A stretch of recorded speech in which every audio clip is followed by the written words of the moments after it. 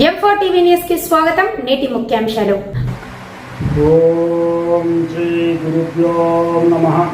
అందరికీ నమస్కారం అండి. ఈరోజు మనం శనిత్రయోదశి కార్తీక మాసం శనివారం వచ్చింది. దాని యొక్క ప్రాముఖ్యత, శనిత్రయోదశి యొక్క ప్రాముఖ్యత, శనీశ్వరుని యొక్క పుట్టుక గురించి మీకు నేను చెప్తాను. మనందరం కూడా ఒక్క 5 నిమిషాలు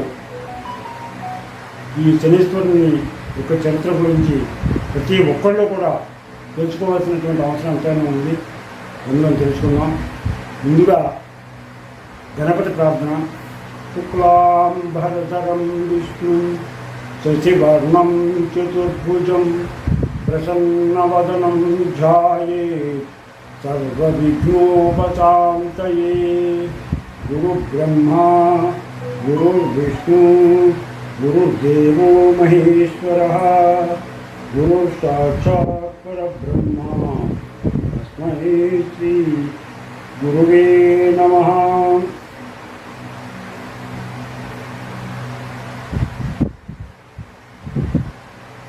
ఓం నమో భగవతే వాసుదేవాయ.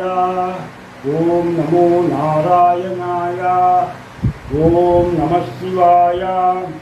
ఓం నమః శివాయ. ఓం ఐం హ్రీం శ్రీం శ్రీ మాత్రే నమః.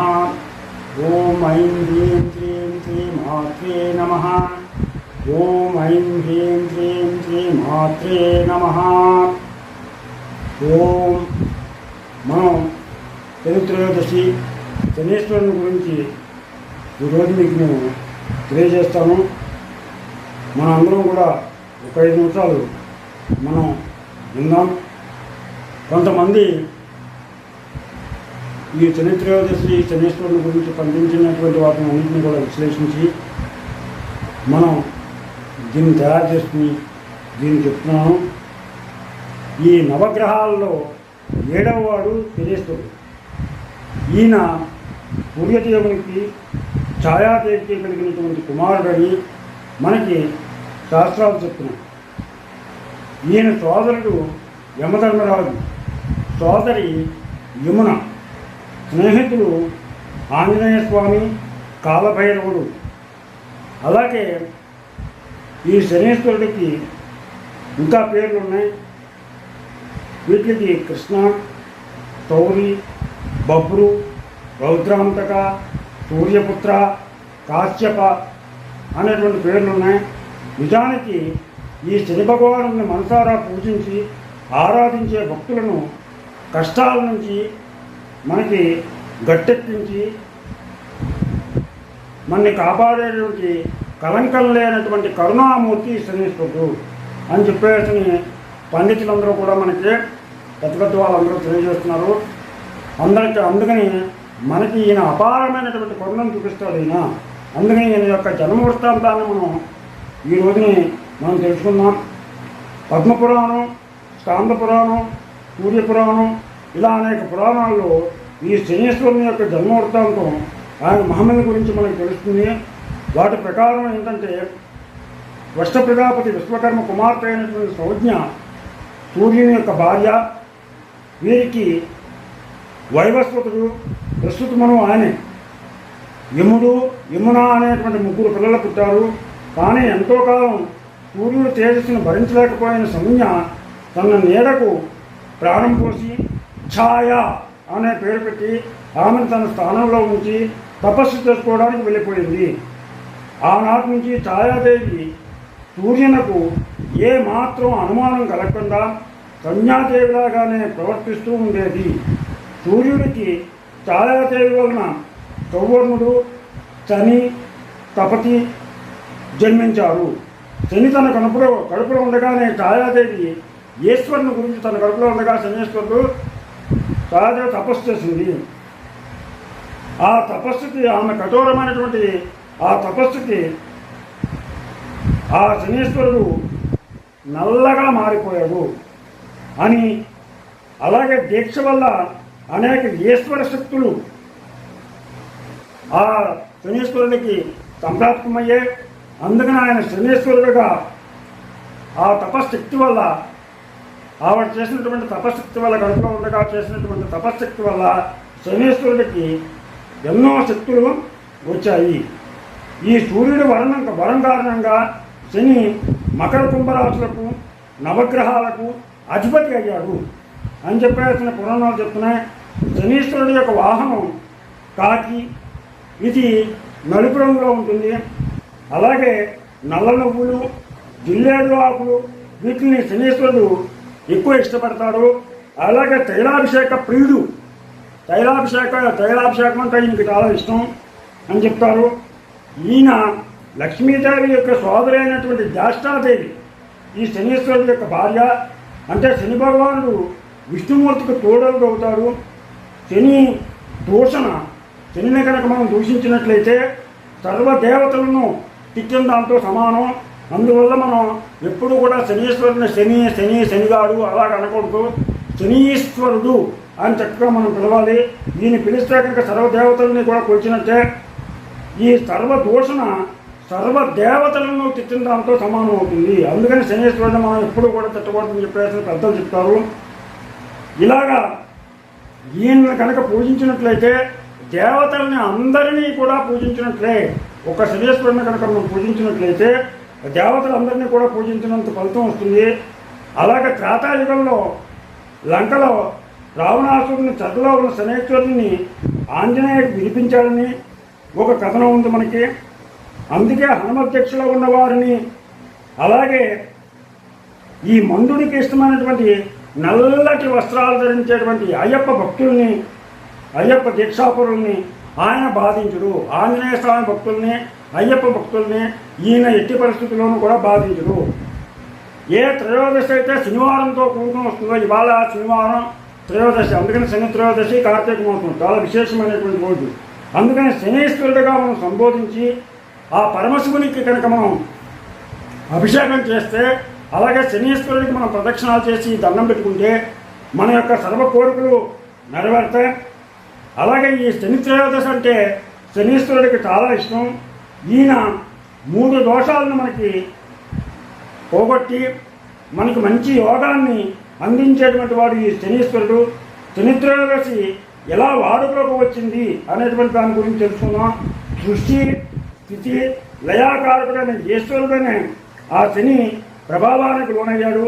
సామాన్యులైనటువంటి మానవులు మనం శని ప్రభావం వల్ల ఎంత ఇక్కట్లు పడుతున్నామో కదా అని ఆలోచించి, ఈశ్వరుడు శని నీవు నా పేరు కలుపుకుని శనీశ్వరుడు నా పేరు కలుపుకో, అందుకని మానవుల యొక్క ఇక్కట్లను తీర్చు అని చెప్పేసి శనీశ్వరుడు అని చెప్పేసి ఆ ఈశ్వరుడు పేరు పెట్టాడు.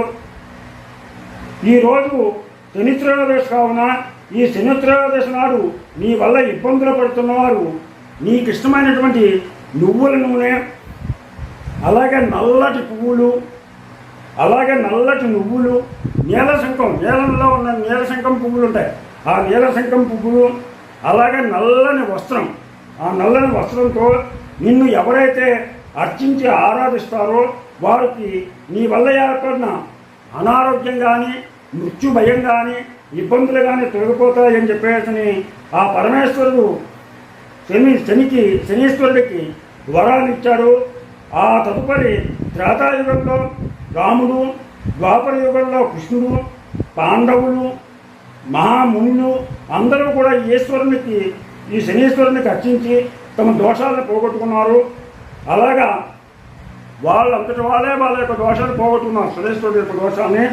అందుకని శనివారం త్రయోదశి ఈ తిరిగి వచ్చిన రోజున ఈ శనీశ్వరునికి నువ్వులతో అభిషేకం చేసిన ఆ స్వామికి ఇష్టమైనటువంటి ఈ నల్లటి వస్త్రం, నువ్వులు ఇచ్చిన ఏళ్ళనాటి శని కానీ, అర్ధాష్టమ శని కానీ, అలాగే అష్టమ శని కానీ దీంతో బాధపడుతున్నటువంటి వాళ్ళకి అందరికీ కూడా కొంత ఉపశమనం కలుగుతుంది అని చెప్పేసి ఈ శని భగవానికి అత్యంత ప్రీతికరమైనటువంటి రోజు ఈ శనివారం త్రయోదశి. ఈ శని త్రయోదశి పూజ కోసం మనం కొన్ని నియమాలను పాటించాలి. ఏంటంటే అది తలంటుకుని ఆరోగ్యం సహకరించగలిగిన వారు, ఆరోగ్యం సహకరించకపోతే మామూలుగా స్నానం చేసిన నెత్తి మీద కాస్త నీళ్ళు చదువుకోవాలి. ఆ రోజు పగల ఉపవాసం ఉండి రాత్రి భోజనం చేయొచ్చు. ఆరోగ్యం సహకరించిన వాళ్ళు. లేనటువంటి వాళ్ళు చక్కగా పూజ చేసుకుని భోజనం చేసి సాయంత్రం ఉపవాసం ఉండదు. ఆ తర్వాత ఆ రోజున మాత్రం మద్యాన్ని కానీ మాంసాన్ని కానీ అలవాటు ఉన్న వాళ్ళు ముట్టుకోకూడదు. అలాగే ఈ శని త్రయోదశి నాడు శివుని యొక్క అర్చన కంపల్సరీగా చేయాలి. శివుడికి అర్చించాలి, శివుడికి అభిషేకం చేయాలి, శివుడికి అష్టోత్తర శతనామాలతో పూజ చేయాలి. ఈ శని గ్రహ దోషాల వల్ల బాధపడుతున్నటువంటి వారు యమాగ్రజం నీలాంజన సమాభాసం రవిపుత్రం యమాగ్రజం ఛాయా మార్తాండ సంభూతం తం నమామి శనైశ్వర్యం అని చెప్పేసి నేను శ్లోకాన్ని చదువుకోండి. అలాగే వీలైనంతసేపు మనం ఏ పని చేస్తున్నా కూడా ఓం నమ శివాయ, ఓం నమ శివాయ, ఓం నమ శివాయ అని చెప్పేసిన పంచాక్షర మంత్రాన్ని పఠించండి. అలాగే వికలాంగులకి, అవిటి వారికి, ఇలాంటి వాళ్ళకి ఈ రోజుని చక్కగా భోజనం పెట్టించండి ఎవరికొకరికి. అలాగే ఎవరి వద్ద కూడా ఈరోజు ఇనుము కానీ, ఉప్పు కానీ, నువ్వుల నూనె కానీ చేత్తో తీసుకోకండి. ఇవి నియమాలు పాటించండి. ఈయన యొక్క మహత్యం ఏంటంటే, ఈ శని భగవాను యొక్క జన్మ వృత్తాంతం విన్న విక్రమాదిత్యుడు ఆయనను పరిహాసం ఆడాడు. ఆ పరిహాసం ఆడటం వల్ల శని కోపగ్రస్తుడై విక్రమాదిత్యుడిని శపించాడుట. శనిని కించపరిచే విధంగా మాట్లాడి అవమానించినందుకు ఫలితంగా విక్రమాదిత్యుడు అనేక కష్టాలకు అనుభవించాడు. రాజ్యాన్ని పోగొట్టుకున్నాడు. దొంగతనం మోపబడింది. పొరుగురాజుచే కాళ్ళు చేతులు నరికివేయబడ్డాయి. చివరికి విసిగి వేసారిపోయి విక్రమాదిత్యుడు ఆ బాధల్ని ఏమాంతరం భరించేటువంటి ఓపిక లేక నిర్వీర్యుడై భ్రష్టుడై చేసేది లేక తనని కనికరించమని మళ్ళా శనీశ్వరుని ప్రార్థించాడు. ఆర్తితో భక్తితో ప్రార్థించాడు. అలా ప్రార్థించేటప్పటికీ శనీశ్వరుడు సంతృప్తిపడి మళ్ళా పూర్వ వైభవాన్ని అతనికి ప్రసాదించాడు. ఇది శనీశ్వరుని యొక్క మహత్వం. అందుకని ఆ దేవుని కనుక మనం పూజించినట్లయితే మనకు అష్టైశ్వర్యాలు ప్రాప్తిస్తాయి. అలాగే ఈ శని మహత్యం కష్ట సమయాల్లో కూడా పట్టుదలను కోల్పోకుండా ఉండి నమ్మిన సిద్ధాంతాల పట్ల పూర్తి భక్తి శ్రద్ధలతో జీవితం సాగించడం యొక్క విలువలను ప్రాముఖ్యతను మనకు తెలియజేస్తుంది. బ్రహ్మ వైవర్త పురాణం ప్రకారం పార్వతీదేవి నలుగుపిండి బొమ్మకు ప్రాణం పోసినప్పుడు వినాయకుడు జన్మించాడు. అప్పుడు సకల దేవతలు నవగ్రహాలు ఆ బాల వినాయకుడిని చూడటానికి వచ్చారు. ఆ ముక్తమోహన బాలుని అక్కడికి వచ్చేసిన దేవతలు మునులు కనులారా చూసి దీవెనలు అందించి పార్వతీదేవికి ఆనందాన్ని కలిగజేశారు. కానీ శని భగవానుడు మాత్రం తలెత్తి ఆ బాలుని చూడలేదు. అందుకు పార్వతీదేవి కోపం వచ్చి తన బిడ్డను చూడమని శనిని ఆదేశించింది. అయినా శని తన దృష్టి ఆ బాలగణపతి మీద సారించలేదు. తన దృష్టి పడితే ఎవరికైనా కష్టాలు తప్పవని ఎంత నచ్చ చెప్పినా మాతృ గర్వంతో శనీశ్వరుడి సదుద్దేశం తెలుసుకోలేక పార్వతీదేవి తన కుమారుని చూడమని పదే శివుని ఆదేశించింది. శని తల ఎత్తి చూసిన కారణంగా అప్పుడు చూశాడు. ఆ చూసిన కారణంగా బాలగణపతి మానవ రూపంలో ఉండే తన తలను కోల్పోయాడని చెప్పేసి తన తలను కోల్పోయాడని చెప్పేసి మనకి పురాణాలు తెలియజేస్తున్నాయి. అందుకని ఈ శనీశ్వరుని నీలాంజన సమాభాసం రవిపుత్రం యమాగ్రజం ఛాయా మార్తాండ సంభూతం తం నమామి శనీశ్వర్యం అని చక్కగా చదువుకోండి. అలాగే ఈరోజు చక్కగా అందరూ కూడా మీరు ఈశ్వరుడి ఆలయానికి వెళ్ళి శనీశ్వరుని చుట్టూ ప్రదక్షిణాలు చేయండి. అలాగే ఈశ్వరుడికి అభిషేకం చేయండి. 7 శని నుంచి, అష్టమ శని నుంచి, అర్ధాష్టమ శని నుంచి మీరు కొంత బాధాభిముక్తులు పొంది మీకందరికీ కూడా శ్రీ భగవానుడు అష్టైశ్వర్యాలు ఆయురారోగ్యాలు ప్రసాదించి మిమ్మల్ని పరిపూర్ణమైనటువంటి వంతులుగా తీర్చిదిద్దాలని ఆశిస్తూ మీకు ఆ శని భగవానుడు శనీశ్వరుడు అష్టైశ్వర్యాలను ప్రసాదించాలని నేను మనసారా కోరుకుంటూ మీకు కనుక నా ఛానల్ నచ్చినట్లయితే సబ్స్క్రైబ్ చేయమని కోరుతూ రాపాట వెంకట ప్రభాకర్.